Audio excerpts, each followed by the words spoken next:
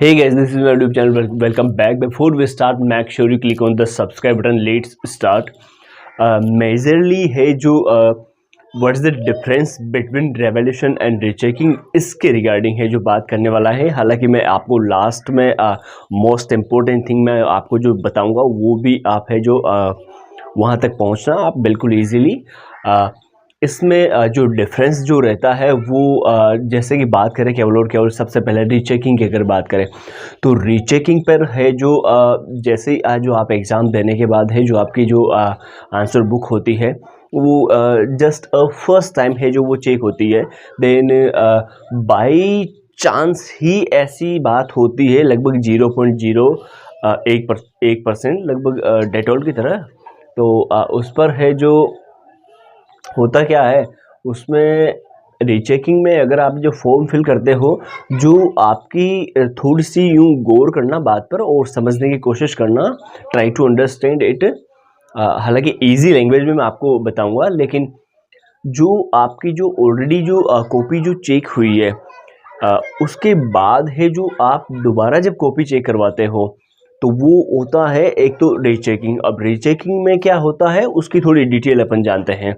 Rechecking में जो आपके जो मार्क्स ऑलरेडी वहाँ पर जो है सबमिटेड या फिर ऑब्टेन्ड जिसको मैं कहूँगा, वो जो है जैसे मान लो क्वेश्चन नंबर 2 है, क्वेश्चन नंबर 5 है, फॉर एग्जांपल बता रहा हूँ मैं आपको। क्वेश्चन नंबर कोई सा भी क्वेश्चन नंबर हो उसमें जैसे मान लो क्वेश्चन नंबर 5 है तो 5 नंबर क्वेश्चन नंबर जो 5 है वो अगर आपको दे रखा है कि क्वेश्चन नंबर 5 है जो वो 7 मार्क्स का है या 2 मार्क्स का है, जस्ट एग्जांपल, और आपको 7 में से बाई चांस 3-2 दिए गए हैं तो वहाँ पर रीचेकिंग में ये जो 3-2 जो आपको दिए गए हैं वो जस्ट लाइक रिटोटलिंग होता है। केवल दोबारा कॉपी है जो चेक की जाती है और जो नंबर जो आपको कॉपी में दिए गए हैं वो केवल है जो गिने जाते हैं। अब उसमें जो मेजरली जो डिफरेंस रहता है वो ये रहता है कि जैसे मान लो किसी भी क्वेश्चन में 7, 5, 2 कुछ भी यूँ 11, 12 जो भी है उसमें अगर है जो आपको है जो मार्क्स है जो सबमिटेड नहीं किए गए हैं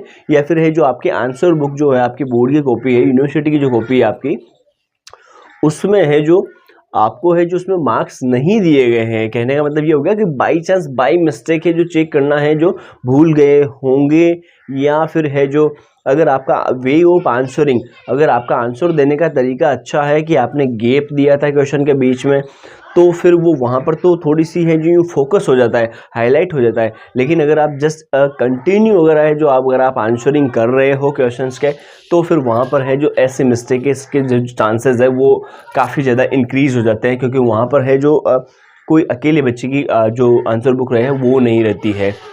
और उसके बाद हम बात करते हैं रेवोल्यूशन की। रेवोल्यूशन में है जो केवल और केवल रेवोल्यूशन का सबसे पहले मतलब तो मैं आपको हिंदी में बताऊं कि इसका मतलब होता है पुनर्मूल्यांकन। अब पुनर्मूल्यांकन में होता क्या है, जो मूल्यांकन आपका किया गया है, मूल्यांकन अब वो अब आप प्रश्नों का मानो, आपके उत्तरों का मानो या फिर आपके जो अंक है उनका मानो, मार्क्स का यूँ, तो उनका है जो पूरा का पूरा पुनर्मूल्यांकन किया जाता है।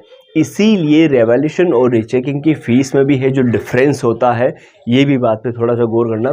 बाकी है जो अंतिम बात ये है, नीचे है जो आपको किसी भी बोर्ड से हो, किसी भी यूनिवर्सिटी से हो, नीचे आपको कमेंट सेक्शन में पिन करके मैं अभी हेल्पलाइन नंबर मैं प्रोवाइड करवा दूँगा, पिन करवा दूँगा मैं अभी टीम से।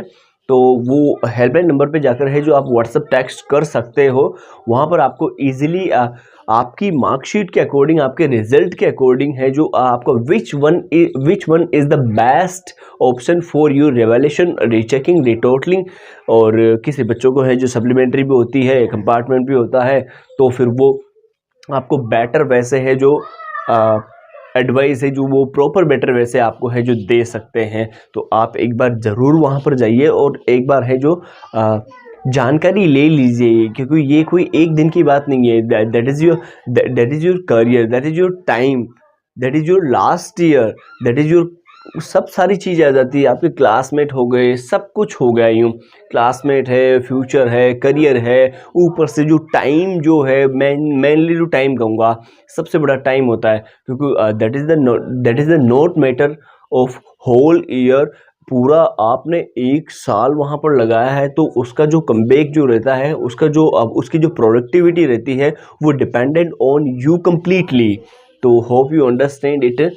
तो आगे के लिए मैं बेस्ट ऑफ लक कहना चाहूँगा। Thank you so much, see you. Subscribe now please.